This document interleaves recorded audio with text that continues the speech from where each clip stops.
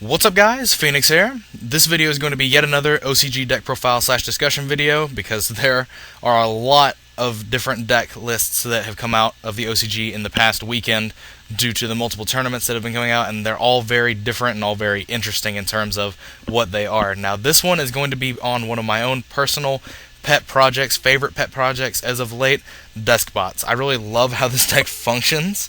It's really like, I don't really want to say trollsy, but it kind of is in terms of how it's winning. Like, all the monsters have like 500 attack and defense, but like they just become like anywhere between 4K and like 6K depending on like what your board is. It's actually just like really strange, and it's very enjoyable to play, and it's one of my favorite decks that I've played recently, just in terms of how the deck operates. But this deck didn't do overall as well. It actually played in a different 3v3 team tournament. It did not play in the Yokkaichi Cup like the other lists that I've been putting up. It actually played in the Gaccha CS3, I believe it is, team tournament. There were 132 total players, 44 total teams. So it was a little bit smaller than the Yokkaichi Cup that took place on the same day on September 20th, 2015. And this deck list was one of the participants' decks that this team overall finished, I believe, in 11th place, which isn't really the best, but it's still just a really fun-looking and very like interesting-looking deck list. And like, it's the first deck list I've seen of a Deskbot deck in the OCG that actually has done something, as well as like actually looks really decent and looks like it was put together with any sort of shred of conscious thought.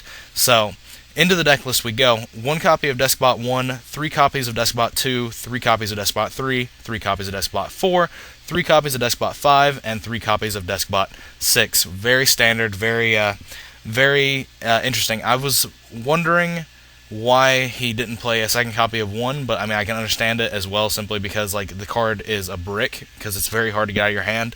You can't pendulum summon it, and you can basically search it whenever you need to get access to it through other means in general. So I could see why he played 1, but I was just curious as to why he didn't play 2 overall, in terms of until I actually started thinking about it and testing with a deck that had only 1 copy of it in it. 1 copy of Giant Rat, just to get any of these guys. You can get all of them. It's absolutely very straightforward, and it's really cool that like this is just a little 1-card tech that he decided to run, and it literally accesses all of these cards depending on which one you want on the board at any given time. Triple Max C, 2 Flying C, and 3 Arch-Phoenix-centric round out the monster lineup. He played 25 monsters, and like that's actually just a really high number to me for this kind of deck, but it actually might just be the way to go. Personally, I'd really like for there to be like more spells to abuse Deskbot 2, like Inferno Reckless Summon or stuff like that in here, but I could see why they are not in here. For the spells, Triple Machine Duplication, because it's literally the best card to combine with any of these. You can combine it with 5 and summon 2 copies of 5 out of the deck, and pop 2 spells and traps. You can combine it with 6 and switch battle positions. You can combine it with 2 and get 2 extra searches. You can just do a lot of rank 4 plays by utilizing it with 4. Especially if you already have like Deskbot 1 in circulation in the grave or in your hand, you can then special summon it off of Machine Duplication. Stuff like that.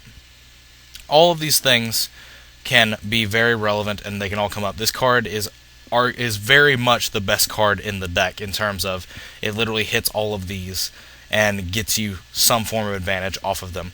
2 copies of Book of Moon, 3 copies of Wavering Eyes. Now this is a card I hadn't considered in initial testing, but the more and more I thought about it after I looked at this deck list, the more and more I thought about how amazing it was.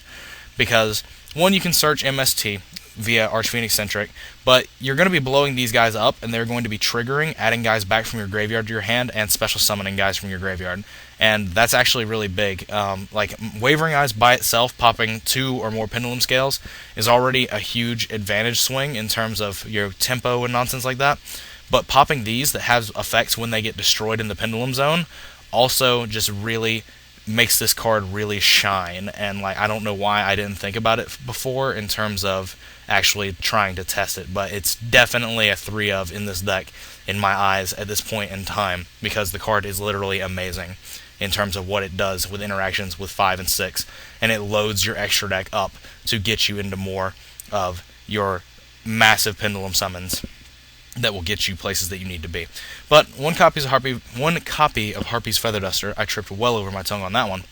And then for the traps, 2 copies of Breakthrough Skill, 3 copies of Goes Unmatched, because everything in this deck is Earth until you start accessing the extra deck, and then Solemn Warning.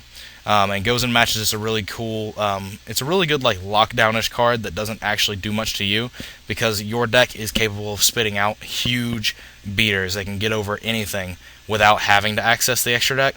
In terms of, like, obviously we're not talking about Pendulum Summoning from the extra deck, but through Deskbot 3 and Deskbot 2 giving boosts, and like Deskbot 4 also giving itself boosts, and these all getting boosts, like everything gets boosts. And like it's very easy for you to get over almost any sort of threat without actually having to dedicate cards into your extra deck and summoning them. So Goes Unmatched seems like a really good pick for this deck to be main decked. For the side deck, 1 copy of Flying Sea, the 3rd copy of it, triple Galaxy Cyclone and 2 MST for, just back row removal, generic nonsense like that. 2 copies of Compulse, 1 copy of Chain Disappearance, 2 copies of Mask of Restrict, not Destrict. That is a completely different word. Restrict. 2 copies of Shadow Imprisoning Mirror, and 2 copies of Rivalry of Warlords. Rivalry is sort of like, this deck is really interesting in the fact that it can main both Rivalry and Goes In and be unhindered by it. And also like the fact that he's maining Flying Sea.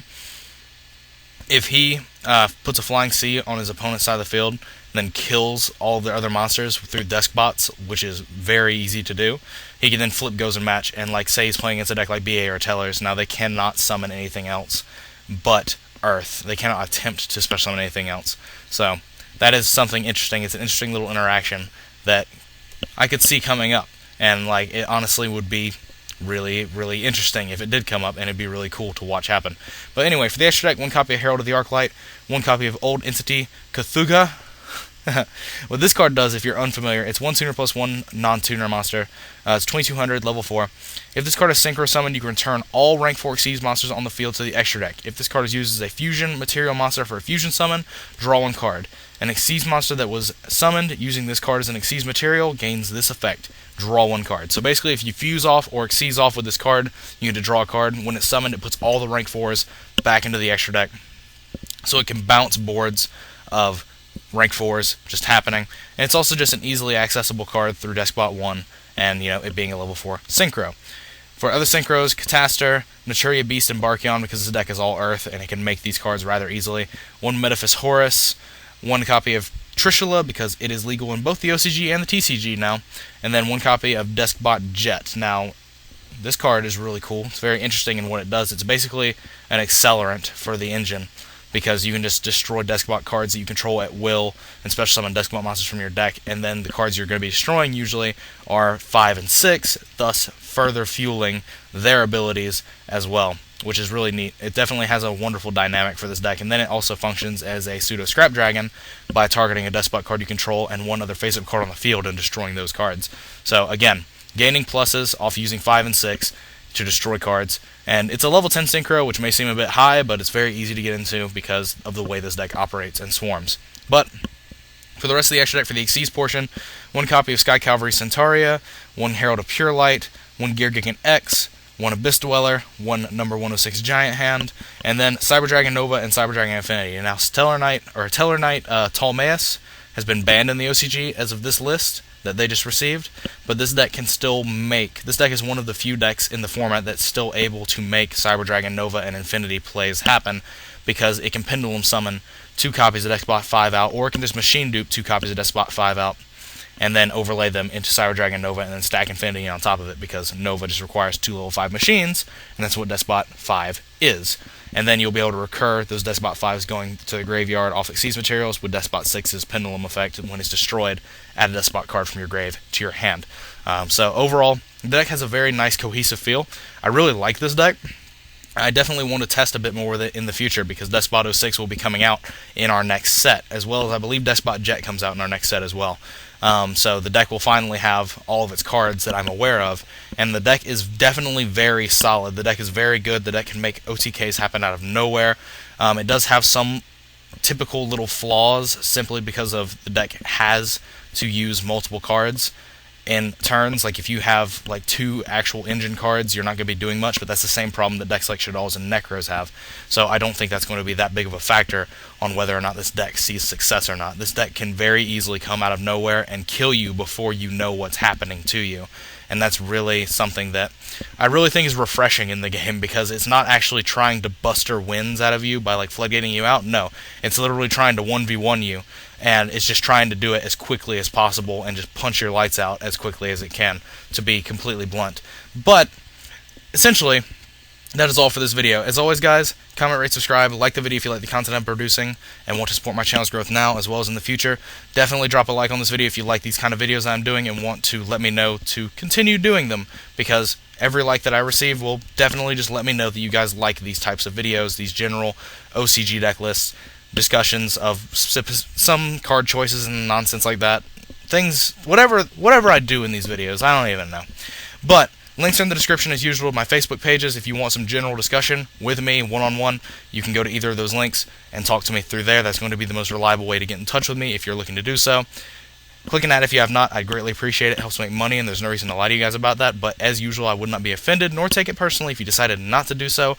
Just know that it would help me out immensely, and it would be greatly appreciated, more than you can ever actually know or realize if you decided to do so. But as I've already said, like the video if you like this type of thing that I'm doing and want me to keep doing them. I'm definitely 100% open to suggestions. If you have anything you want to suggest for these type of videos, anything to make them better, or anything else you'd like to see, leave a comment down below on, that specific topic. But that is it for this video, and as always, guys, take care.